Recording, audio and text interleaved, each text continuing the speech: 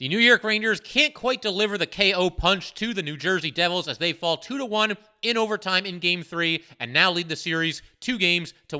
We're going to break down some of the reasons why the Rangers lost this game, namely Akira Schmidt playing very, very well for the New Jersey Devils, as well as the Ranger power play unit just having a little bit of an off night. We're also going to talk about the overtime period, what led to the game-winning goal, and also explain why it should not be panic time for the New York Rangers or the New York Ranger fans. All this and much more on today's episode of Locked On New York Rangers.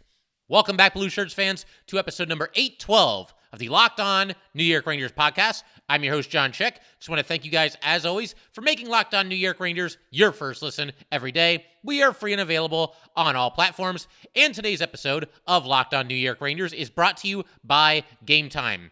Download the Gametime app, create an account, and use code LOCKEDONNHL for $20 off your first purchase. And so, yeah, Rangers obviously have a chance to go up 3-0 after, two back-to-back dominant wins on the road against New Jersey. Wasn't meant to be. Rangers are involved in a tight, low-scoring game here. Back and forth pretty much the entire way. A much more competitive game than obviously we saw in either of the first two. I thought the Rangers overall were the better team in this game. Wasn't by nearly as big of a margin as the two games in New Jersey, but we'll talk about that a little bit later in today's episode as well. I want to go right to the big finish here, start with the overtime period, and that kind of goes hand in hand with what I'm going to talk about later, the idea that maybe the Rangers were the better team in this game, because in overtime, I thought the Rangers came out and looked great. They were swarming, looking opportunistic, and doing all of it, creating some scoring chances while not really, compromising their defense. Rangers had the first 5 shots on goal in the overtime. You're thinking it might just be a matter of time here, and it's great to see the Rangers in a competitive game here and coming out swinging in the overtime period, putting their best foot forward. Obviously they had 2 fairly easy wins, and the game wasn't exactly on the line in the last couple of minutes of Game 1 or Game 2. Obviously it was here in overtime. But yeah, the Rangers did a great job at the beginning of this overtime period. Great play by Vincent Trocheck against Jack Hughes, with Hughes moving into the Rangers' offensive zone. He knocked the puck away from him. I had Tarasenko taking a shot from a sharp angle, which I don't mind at all in overtime. Sometimes in OT, just put the puck at the net. Maybe you catch the goaltender off guard.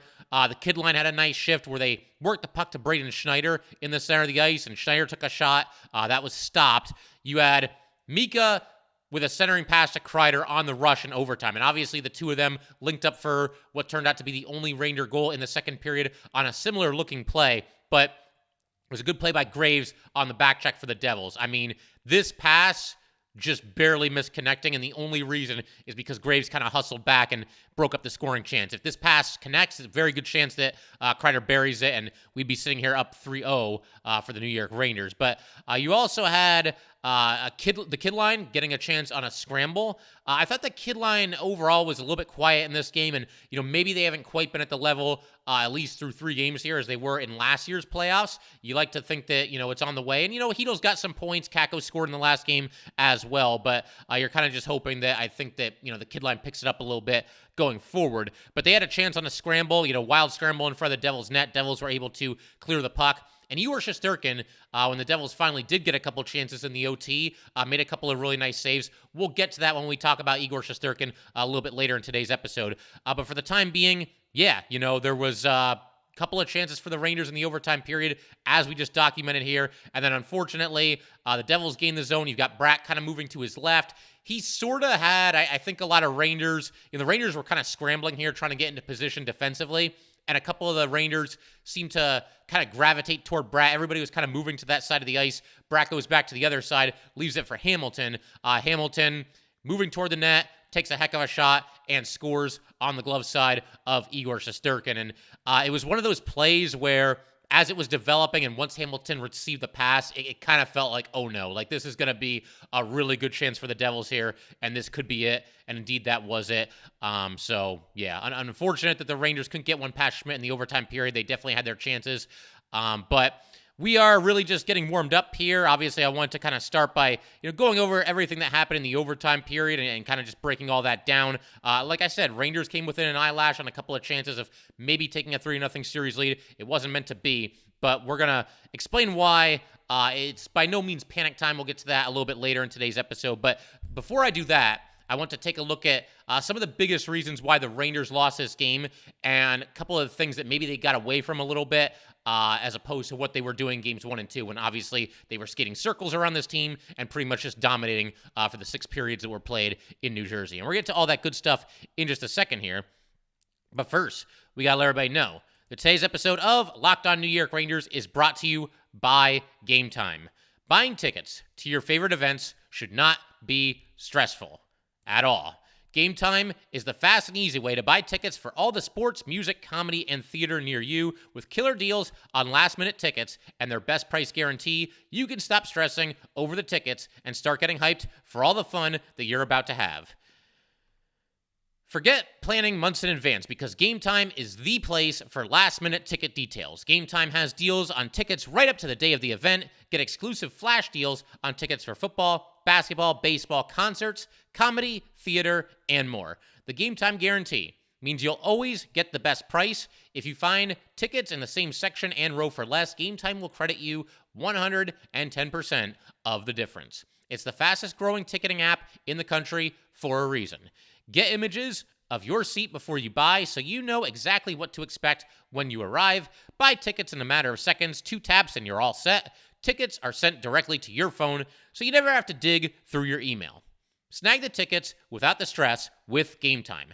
Download the Gametime app, create an account, and use code LOCKEDONNHL for $20 off your first purchase. Terms apply. Again, create an account and redeem code LOCKEDONNHL for $20 off. Download Gametime today. Last minute tickets, lowest price, guaranteed.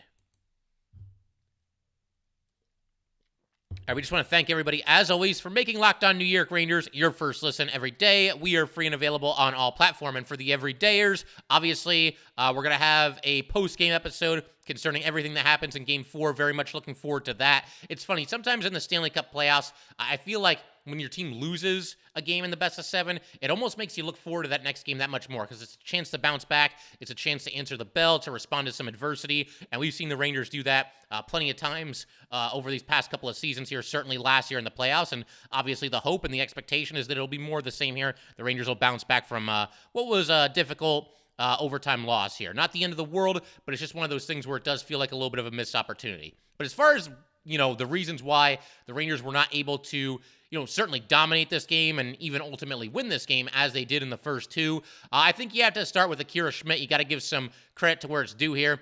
He ends up stopping 35 of 36 shots. He was very, very good in this game. To me, though, on the broadcast, they were making it sound like this was this, courageous, legendary decision to go with Akira Schmidt over Vitek Vanacek. And from my point of view, I don't think they really had a choice. I realize that not everything that happened, not everything that went wrong for the Devils in Game 1 was Vanacek's fault. There were times where he didn't get a lot of help. Obviously, the Ranger power play was just firing on all cylinders. The Devils had no answer to anything the Rangers were doing on the man advantage. I didn't really see that there were any soft goals that Vanacek let in, but he also wasn't making those saves, the saves that you need your goaltender to come up with, at least most of them, when you're in the Stanley Cup playoffs. And the ultimate test here, the ultimate barometer, if you're a coach in the NHL and you're thinking, okay, which goalie should I go with here? In the case of the Devils here, should I stick with Vanacek, the guy that has been our starting goalie for most of the season, or should I go with Schmidt, who played well this season but is certainly unproven? Well, here's the way you figure that out. What would the Rangers want you to do?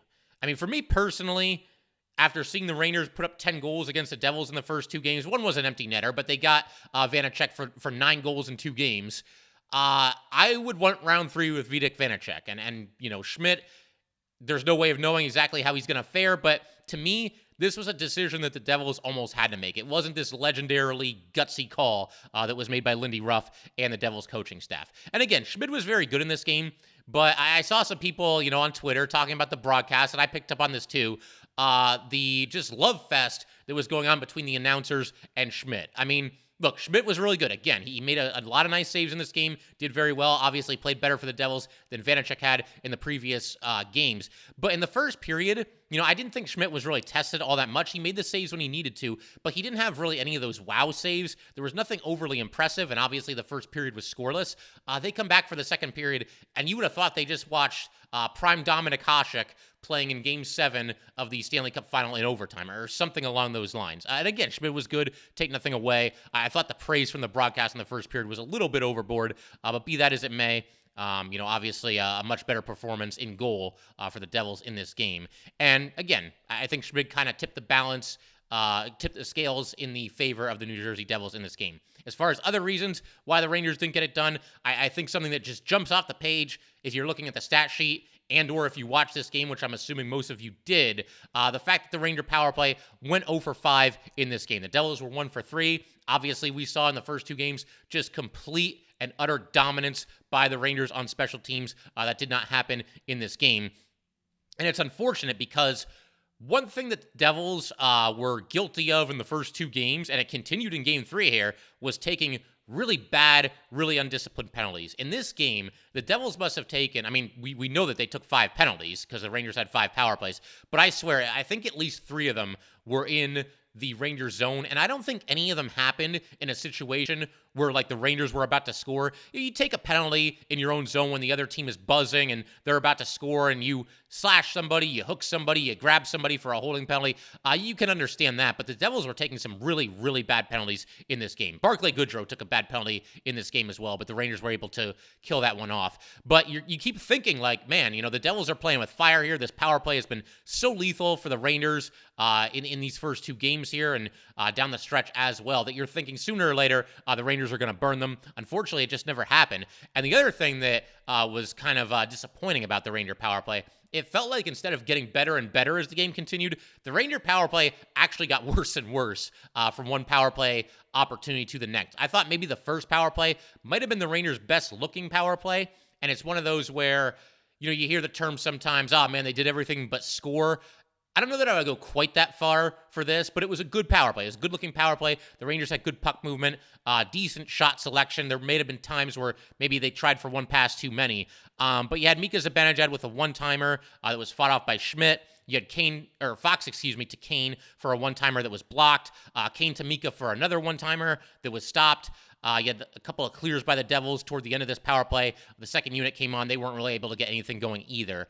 But overall, I thought it was a good power play for the Rangers, and I thought, like, okay, well, if we get a couple more chances, they're going to break through and they're going to score. Unfortunately, obviously, that did not happen. Another theme, as far as the Ranger power play is concerned from this game, there were too many power plays. It felt like every single one of them where, okay, the penalties called, 2-minute power play forthcoming. Obviously, you start that with an offensive zone draw. There were too many instances here where the Devils either won the faceoff clean or maybe it was one of those where there's a little bit of a tie-up and guys fighting for the puck. It felt like a lot of them, though, a lot of the power plays began with the Devils ultimately getting possession of the puck before the Rangers could and clearing the puck down the ice. And that's just not an ideal way to start a power play. Now, listen, if you lose the power play, if you're on the power play, you lose the face-off. And the face-off, or the power play, rather, begins with your opponent clearing the puck down the ice. That's not ideal. Obviously you can still score. There's plenty of time left. You can recover the puck, bring it back in, and get something set up. But it's one of those things, whenever a power play begins with your opponent clearing the puck down the ice, it does kind of just make you go, you kind of sink a little bit in your seat. It's just a rough way to start the power play. And I think, this game being in Madison Square Garden takes the air out of the crowd just a little bit as well. Because you want to see the Rangers win that faceoff, start working the puck around, getting to work, and, pretty much picking up where they left off from those two games in New Jersey. And it felt like in this game, every Ranger power play began with the Devils getting possession of the puck and clearing it down the ice. So just not ideal starts to the power play and not ideal execution even after the Rangers got the puck back and got set up in the offensive zone. So to kind of illustrate my point, we just talked about the first power play. We're going to jump to the final power play of this game. This was the big one. It occurred with just 6 minutes remaining in regulation. Score tied at 1-1 at this point. You've got the crowd ready to come unglued. They're at a fever pitch, and you're kind of hoping as a Ranger fan, okay, fifth time is the charm here. There's no way this team is going to make us go 0 for 5 on the power play. Not with the way the Rangers have been playing on the man advantage, but they really couldn't get anything going here. They had one golden opportunity on this fifth and final power play, and you guys might know which one I'm talking about before I even mention it here. But Kane passing to his left to Artemi Panarin for a one-timer, and Panarin with the slap shot just misses the net, sails it up and over the net. It actually goes out of play, and he had a decent amount of net to shoot at. I mean, it wasn't like a yawning net or anything along those lines, but, Schmidt had to move quickly from his left to his right, and there was definitely an opening there. And, Panarin, we're so used to when he actually decides to shoot the puck, very, very accurate shooter. He can pick any of the corners with the best of them, and just was not able to do it here. And again, that happened with, 5 minutes to go, give or take. So that would have been huge there, would have put the Rangers on top and looking to close out the win. Unfortunately, he just was not able to do it. And it's disappointing because, again, we're so used to seeing Panarin bury a shot like that right there from the left faceoff circle. Great pass by Kane. Rangers just not able to convert.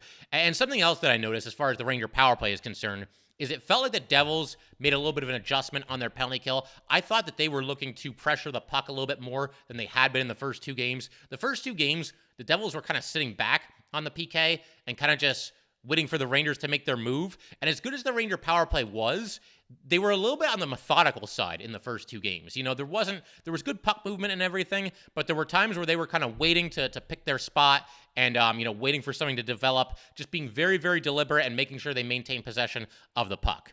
And in this game, kind of the opposite of that as far as the Devils' strategy. They weren't sitting back. They were kind of getting in the Rangers' face. I think the Rangers, if they can adjust back in the next game, you could take advantage of the Devils maybe being a little bit too aggressive on the penalty kill. If they've got penalty killers that are constantly getting in the face of whoever has the puck, that should open up some passing lanes. If the Rangers can make a couple crisp, quick passes, a little bit of a tongue tire there, quick, crisp passes, then that should bode well, and that should open up some things for the Rangers while they're on the man advantage. Unfortunately, like I said, just wasn't meant to be in this game. A little bit of an off night for the Ranger power play. Something else as far as why the Rangers did not get the win here, I would say is some overpassing. I thought at times it was maybe a little bit overstated because, I was on Twitter and, sending out some tweets myself and just kind of, checking the pulse of New York Ranger Nation there. We've seen worse cases of it than this from the Rangers in the past where they just get so pass happy that it's ridiculous. But there were a couple of times early in this game where the Rangers were kind of looking for that extra pass and, kind of forcing something that wasn't there instead of just shooting the puck. And that's something that they did so well in the first two games. Whenever somebody had the puck in a, pretty good scoring area on the ice, they were letting it fly and often scoring. Just wasn't enough of that here. They didn't test Schmidt enough, I thought, especially early in this game. Now, they ended up with a lot of shots. It's not like they weren't putting the puck at the net at all, which is why I say that, I think the idea that they were too pass happy was maybe a little bit overstated, but there was at least some of that going on where the Rangers were looking for one pass too many. And Gerard Gallant actually talked about this. He was asked about it. They interview these coaches during a play stoppage, and Gallant was asked about it, and he mentioned that, he thought they were moving the puck really well. They just weren't shooting it, and that kind of was the case, at least at times in this game. Again, like I said, we've seen the Rangers do this far worse in other instances where they're just ridiculously pass happy, but there was, once again, at least a little bit of that happening in this game. The other reason why I think the Rangers lost this game is you had some Rangers with some quiet nights. Now, look, low scoring, tight defensive, grinded out kind of game, that kind of just comes with the territory. The Rangers only scored one goal. The Devils only had one goal going into the overtime. But there were some Rangers, some star players, some guys that were really good in the first two games that you just didn't really notice a whole lot in this game. The two that really jump off the page for me were Tarasenko and Fox. I don't know if their names were ever really called in this game. It didn't seem like they ever really had the puck. A little bit of a quiet night for Mika Zibanejad. He did lead the rush on the Rangers' lone goal and obviously got a really nice pass to Chris Kreider. But with Mika, we're expecting so much so often that when he doesn't, when he's not noticeable for the entire 60 minutes, not doing good things on every single shift, it stands out a little bit. So quiet night for Mika, especially Tarasenko and Fox. I thought as far as Rangers that had good nights, Patrick Kane, I thought he looked pretty good, some good passes. In the overtime period, they mentioned that he had 5 overtime winners, and there were a couple of times there where, he looked like he was going to pull something off, make a nice pass, whatever it might be, find a way to win the game in the overtime for the Rangers. I kept thinking that Trocheck was going to make something happen in this game as well. He got loose in the overtime period. He was skating very well throughout this game, so I'll say, keep an eye on Vincent Trocheck in the next game. I think he's due, and I think sooner or later he's going to make something good happen. Something good's going to happen with Vincent Trocheck on the ice, and it's going to be one of those moments where it's like, yeah, that's why we got that guy in free free agency. He was the only big-name signing that the Rangers made in free agency this offseason. Had a great first season with the team. And again, I think he's due to make something good happen. Vincent Trocheck was skating very well in this game. He was buzzing. And I think he's going to come up with a big one in the next game. We're going to keep everything rolling in just a second here. I want to talk about some of the reasons why I think Ranger fans and the Ranger players should still be feeling good despite not getting the result in this game and despite missing an opportunity to take the 3-0 series lead. And we're going to get to that in just a second. All right, so reasons to still feel good if you're a player on the New York Rangers, if you're a fan of this team, whatever it might be. For starters, I know we all wanted the 3-0 lead. I mean, what fan base would not want to be up 3-0 in the first round of the playoffs against a division opponent? That's very obvious. And as we talked about in our crossover with Trey Matthews after the last game, there is a world of difference between being up 3-0 and being up 2-1. Or rather, the better way to say that is there's a world of difference between being down 3-0 and being down 2-1. You know, you guys can figure that out for yourselves, obviously. But I said the same thing last year. Rangers were in the second round against the Canes. Canes got up 2-0. And, you know, you're getting into pretty much must-win territory in Game 3. I mean, never say never, but coming back from 3-0 down, that's a tremendous hole to climb out of. But again, this is just how it goes in the Stanley Cup playoffs. This was always expected to be a tight, competitive series, back and forth, a long series. Obviously, there's a lot of star players on both sides of the ice there, between the Rangers and Devils. This is the kind of series that I think if you're a casual hockey fan, you'd probably be looking to tune into, and you'd probably be expecting some close hockey games. And obviously, the Rangers had other plans in the first two games. This Game 3, though, was a little bit more indicative of how I think most people were expecting this series to play out. Just good, competitive, intense playoff hockey. And that's what we got here. Unfortunately, the Rangers, just came out on the losing end. But to kind of just illustrate my point here, as far as, this is just how it goes in the Stanley Cup playoffs, and it's very, very difficult to just, slaughter a team in 4 straight games and just sweep them like it's nothing. You look around the rest of the NHL right now, there's 8 series going on in the first round of the playoffs. All 8 of them right now are 2-1. Nobody's up 3-0 in this entire league. And to take that a step further, only 2 teams got up 2-0 after the first 2 games. The other 6 series were all tied at 1 game apiece. The only 2 teams to go up 2-0 were obviously the Rangers. They went up 2-0 on the Devils. It's now 2-1. And also the Canes, they went up 2-0 on the Islanders. The Islanders won Game 3, and that series is now 2-1. So it's very, very difficult to just steamroll a team. There's just too much parity in this league. There's too many talented teams. And yes, it'd be great to see the Rangers go 16-0 in the playoffs and just, mow down one team after the next, but that's just not reality. That's just not the way it goes in this playoff tournament. You're always going to end up facing some adversity at some time or another, and I think right now the Rangers, the best way to look at this, if you're a player on this team, this is a chance to bounce back. It is a chance to overcome some adversity. It's a chance to respond to a tough loss, and you have a great opportunity to do that. You're going to be at home for Game 4, and coming into this series, if you're looking for a reason to feel better as a Ranger fan, if I told you that after 3 games, the Rangers would be up, 2-1, I think just about everybody listening to this would have signed up for that. I think a lot of us would probably expect the Rangers to be up 2-1, but I don't think you're going to get greedy and hold out for that 3-0 lead. Bottom line, doesn't really matter how you got here. To me, there's not really a lot of carryover in the Stanley Cup playoffs from one game to the next. They're all kind of their own little self-contained story. And so after 3 games, being up 2-1, you got to take that, and you're at home for Game 4. So very exciting times for the Rangers, and a great opportunity here to bounce back and reclaim control of this series. And obviously the hope is that that's what the Rangers will do in Game 4. So I also want to talk about, as far as reasons to still be feeling good, Rangers still playing a very tight defensive game. They didn't get away from playing the way they did on the road against the Devils, despite the fact that they're home now. They're in Madison Square Garden. They want to put on a show. They want to, obviously electrify the home crowd. They still stuck to their game plan, played very good defensively, and there were some big names on the Devils who did look a little bit better in this game. Obviously, Bratt got it going a little bit. He sure looked a little bit better. Meier maybe a little bit. But, overall, the Rangers did a nice job against the Devils' star players, never really allowed them to take control of this game. So that was obviously very positive as well. And, the Rangers, even after that overtime winner, that was the first even strength goal that the Rangers have allowed this entire series. We're through 3 games. They have played now 10 periods, or 9.5, or whatever you want to call it, and the Rangers have still only allowed a grand total of 4 goals. So that's obviously very positive, and that leads me into the next thing I want to talk about. Igor Shesterkin was still Igor Shesterkin. He is looked great in the playoffs. He looked great in the regular season down the stretch. He is playing his best hockey that he has played all season. Looks very much like the guy that won the Vezina last year and the guy that's truly an elite goaltender in this league. It is now, after this game last night, 11 times in the past 13 games that Igor Shesterkin has held the opposition to 2 goals or fewer. So he's feeling it right now. It's cool, calm, and collected out there. And I did want to spotlight the save or the series of saves that he made in overtime here.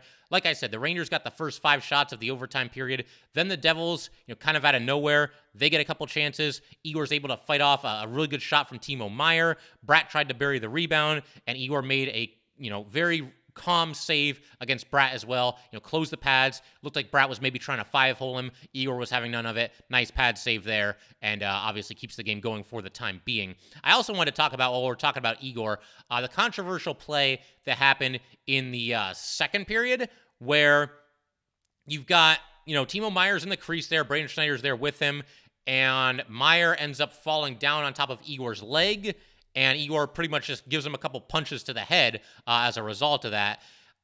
So, first of all, Timo Meier was pushed by Braden Schneider, but I don't know. This felt like a Nick Ritchie situation where, oh, whoops, I forgot how to skate. Oh, I fell on top of the goalie accidentally on purpose. Oh, shucks, I didn't mean to do that.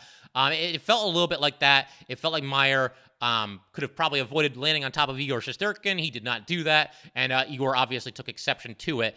And look, I get it from Igor's perspective. This guy just fell on you. You think it's maybe a borderline dirty play.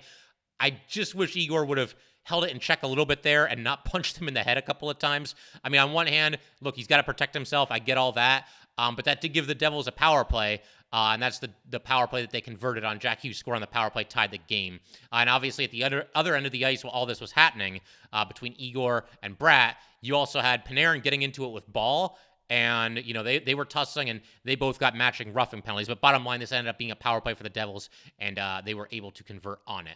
As far as the next game goes, though, I don't think I would really mess with the line combinations or anything.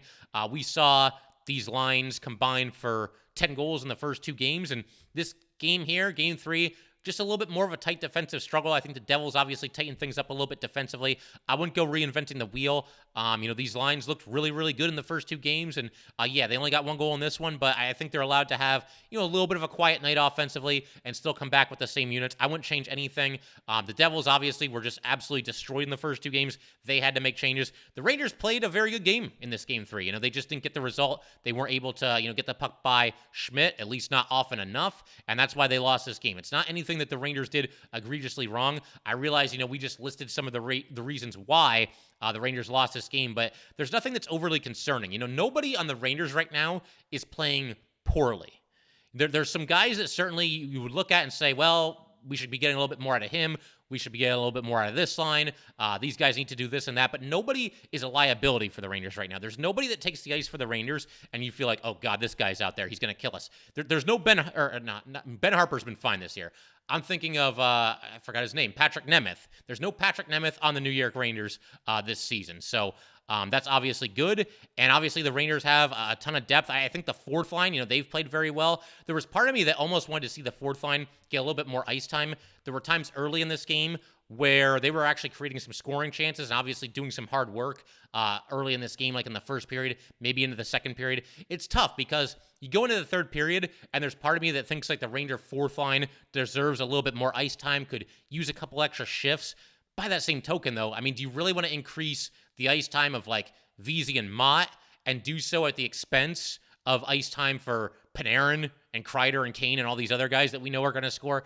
Tough situation to be in because I thought the fourth line played well. They were probably a little bit deserving of getting more ice time than they got. But you're in a tie game in game 3. I think you got to go with your big guns, and that's what the Rangers did, and I certainly can't fault them for that. But stage is set for an absolutely huge game 4 because, I just got done talking about, the difference between 3-0 in a series versus 2-1 in a series. It's a huge difference, 3-1 versus 2-2 as well. And obviously, the Rangers, it's going to be another competitive game, but I do expect the Rangers to bounce back. They're very good at responding to losses. We saw that all year last year. We've seen that this year as well. And the Rangers right now, to me, are in a much better spot than they were at this time against Pittsburgh last year. First of all, the Rangers against Pittsburgh last year were down 2-1 as opposed to being up 2-1 right now. But it goes beyond that. The Rangers playing much, much, much better defensive hockey against the Devils at this time than they were against Pittsburgh last year. They forgot how to defend last year when they were playing the Penguins early in that series.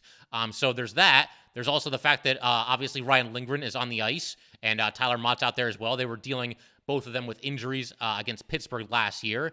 And also Igor Shesterkin, he's playing, and we just got done talking about him, but he's playing a heck of a lot better at this time in the first round this year than he was in the first round last year. So I think there's a lot of reasons to still feel good if you're a fan of this team, and obviously Game 4 is going to be a big one, and we'll wait and see what happens. We'll be back here to discuss whatever happens. Hopefully another New York Ranger win against the New Jersey Devils, and hopefully a 3-1 series lead. We shall see. But that will do it for today, guys. Once again, if you'd like to get in touch with this podcast, please send an email to lockedonnyrangers@gmail.com. Once again, that is lockedonnyrangers@gmail.com. And definitely give us a follow on Twitter as well, at @LO_NY_Rangers. Once again, that is at @LO_NY_Rangers. And definitely subscribe to Locked On New York Rangers YouTube channel. Thanks again, guys. I will see you next time.